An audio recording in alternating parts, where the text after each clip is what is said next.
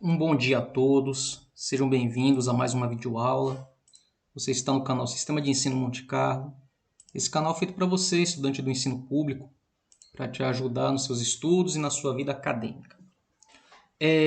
Hoje mais uma aula para o nosso módulo de Geografia, onde vamos falar sobre os contornos, que definem o território brasileiro. Nessa aula nós vamos chegar ao momento em que o Brasil conquista 100% de sua extensão territorial, de sua configuração territorial, a qual conhecemos hoje. Tá? Eu havia dito que ainda faltava o estado do Acre ser anexado ao território brasileiro, e vamos dar uma olhada como foi que isso aconteceu. Boa parte, ou posso até dizer a totalidade do território brasileiro, ele foi se expandindo por questões econômicas.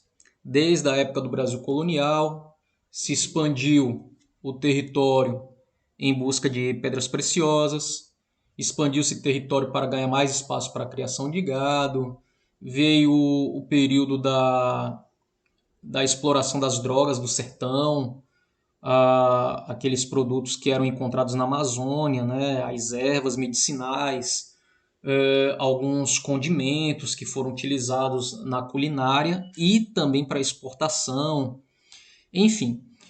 Então, com a crise da indústria açucareira, veio a possibilidade de se recalcular a balança comercial do Brasil com a produção e a exportação de um outro produto, que nesse caso foi o café. E ele foi responsável pelas transformações econômicas, sociais e políticas no Brasil já na segunda metade do século XIX, porque ele foi um produto significativo que alavancou a balança comercial brasileira, tirando o Brasil do seu índice de queda que ele vinha enfrentando com a queda da produção açucareira. E graças a esse produto, a economia brasileira reintegrou-se nos mercados internacionais, também contribuiu para o incremento das relações assalariadas de produção e possibilitou a acumulação de capitais, que em seguida foi aplicada em sua própria expansão em alguns setores urbanos, como a indústria. Foi graças ao dinheiro do café que o Brasil pôde iniciar de fato seu processo de industrialização. A industrialização ela não veio com açúcar, a industrialização ela não veio com a mineração. A industrialização do Brasil ela se inicia a partir dos investimentos adquiridos com a exploração do café. E o café foi ainda responsável pela inversão da balança comercial brasileira, depois de uma história de contáveis e constantes déficits, a balança passou ao superávit, que é o momento em que ela apresenta um resultado positivo, e isso ocorreu entre 1861 e 1885. Esse constante superávit na balança comercial também facilitou a obtenção de novos empréstimos, que até então esses empréstimos eram usados para cobrir o déficit. E a partir de 1861, os empréstimos passaram a ser investidos no desenvolvimento interno, que era direcionado para a construção de estradas e em obras públicas. Esse hábito de se adquirir empréstimo para se pagar dívidas, isso vai ser um problema muito sério que o Brasil vai adquirir no período da ditadura militar, ditadura civil-militar brasileira. E isso é para te mostrar que a história, quando você passa a analisá-la com detalhe, você vê o ciclo se repetindo. Então, aquele movimento de se adquirir empréstimo para se investir na estrutura interna do Brasil, isso já é um hábito desse período aqui, do meado do século XIX, que tinha-se por hábito, a economia brasileira tinha o hábito de adquirir empréstimo para cobrir o rombo na balança financeira, e quando ela de fato começa a adquirir lucro, ao invés dela pagar essa dívida que já existia, ela passa a reinvesti-lo para adquirir mais lucro. Então, os índices de crescimento do Brasil desse período, boa parte era exploração do café, fato, mas outra boa parte era empréstimo adquirido.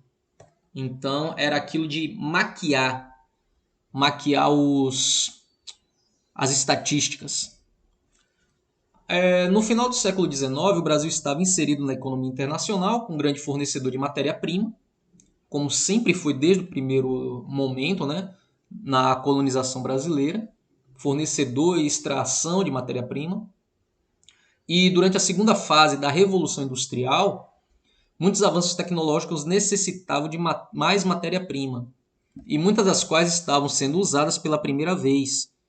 Uma das mercadorias mais requisitadas no período era a borracha, utilizada entre outras aplicações para abastecer a indústria automobilística, que aperfeiçoava o uso do pneu. Então, 2 pontos aqui. A Revolução Industrial ela passa por 3 fases. O primeiro momento, aquela que acontece no século XVII, com a revolução do modo de produção, né? Aquele modo de produção manufaturado ele passa a ser agora produzido em série. O segundo momento da Revolução Industrial é esse que eu falei aqui, que é o aprimoramento dos materiais. É o aprimoramento do ferro, é o aprimoramento dos elementos químicos. E o terceiro momento, que é o que nós vivemos atualmente, que é o momento da tecnologia da robótica. E o advento da internet, que seria o terceiro momento dessa revolução industrial, que ela permanece em constante adaptação até os dias de hoje.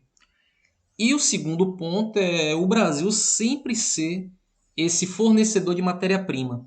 Ele nunca se preocupou na sua totalidade em produzir alguma coisa. Houve aqueles momentos de produções incentivado por grandes notáveis, né? Como o Barão de Mauá, por exemplo, e tantos outros industriários que investiram na produção interna do Brasil.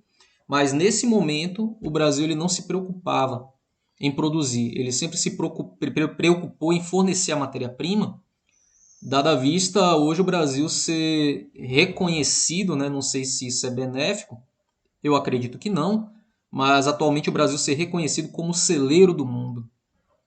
Isso é um tanto complicado, porque nesse contexto o Brasil sempre vai ser dependente de importação.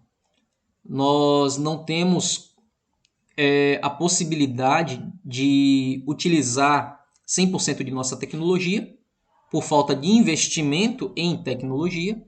Então, para os nossos governantes é mais benéfico adquirir tecnologia importada, ao invés de produzir a sua própria tecnologia.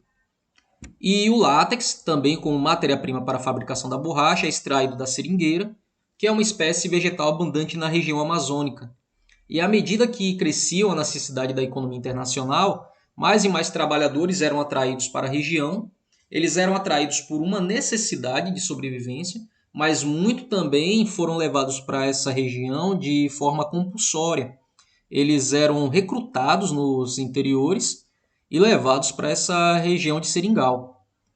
E eles chegavam de toda parte, aos milhares, mas a grande maioria vinha do norte, em busca de trabalho na extração do látex, seguindo o mesmo caminho dos primeiros exploradores que buscaram naquela ocasião as drogas do sertão. Então era um caminho que já havia sido se desbravado e agora ele começa a ser expandido. Esses trabalhadores avançaram sem cessar para o oeste, sempre em busca de novas áreas com mais seringais, e dessa forma, em 1877, esses trabalhadores adentraram o território boliviano em grande número. 2 décadas mais tarde, os trabalhadores brasileiros foram violentamente repelidos pelas forças armadas bolivianas. Seguiram-se a partir daí 4 anos de conflito, que resultaram em muitas mortes entre brasileiros e bolivianos, e as hostilidades só terminaram com a assinatura em 17 de novembro de 1903 do Tratado de Petrópolis, pelo qual o Brasil adquiriu o território do Acre, em parte pela compra, foi investido 2 milhões de libras esterlinas, As libras esterlinas era a moeda internacional corrente da época. O dólar ele só passa a ser moeda internacional corrente após a Primeira Guerra Mundial. Então, e a outra parte dessa aquisição foi adquirida pela troca de alguns territórios do estado do Amazonas e do Mato Grosso. E mais tarde o território do Acre ele passa a ser o estado do Acre, né? E é aí que o Brasil adquire as configurações territoriais ao qual nós conhecemos hoje. A última aquisição do território brasileiro foi o estado do Acre. Nas últimas décadas do século XX, surgiu uma nova fronteira.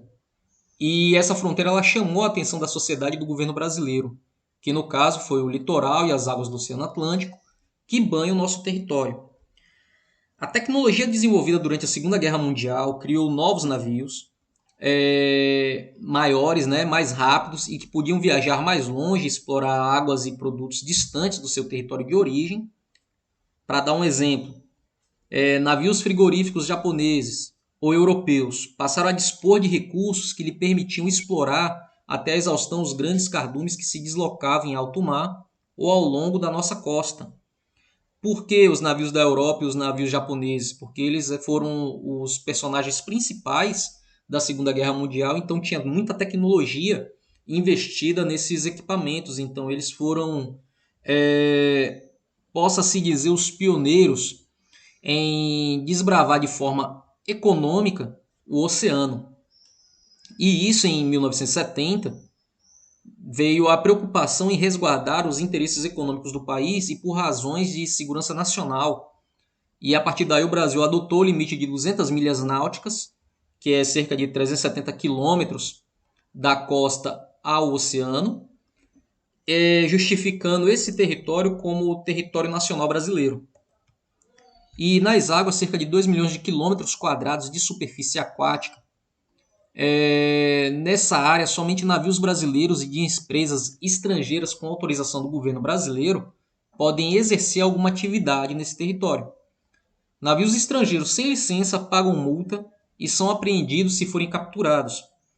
Por causa de muitas disputas em razão do limite de água territorial, a ONU, né, a Organização das Nações Unidas, arbitrou em um acordo entre muitas nações estabelecendo que os países que quisessem manter seus limites como zona exclusiva teriam de fazer um levantamento detalhado de todas as potencialidades dessa região, inclusive os interesses das petrolíferas, e apresentá-lo à Comissão Científica da ONU.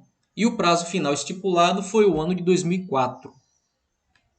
E esse acordo ele foi obtido mediante pressão dos países mais ricos, por exigência de suas empresas ansiosas por explorar uma importante fonte de recurso.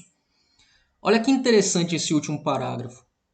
Esse acordo foi obtido mediante pressão dos países mais ricos. Que países ricos seriam esses? E por exigência de suas empresas. Que empresas são essas? Que elas estavam ansiosas por explorar uma importante fonte de recurso. Se você se lembra muito bem, a partir de 2004 começam as pesquisas em águas profundas para se localizar lençóis de petróleo. É o momento que se tem notícia do pré-sal. No início eu falei que o Brasil ele se preocupa em ser fornecedor de matéria-prima, mas não investe em tecnologia própria. Ele prefere adquirir essa tecnologia por meio de importação. E por muitas vezes falta dinheiro para se importar essa tecnologia.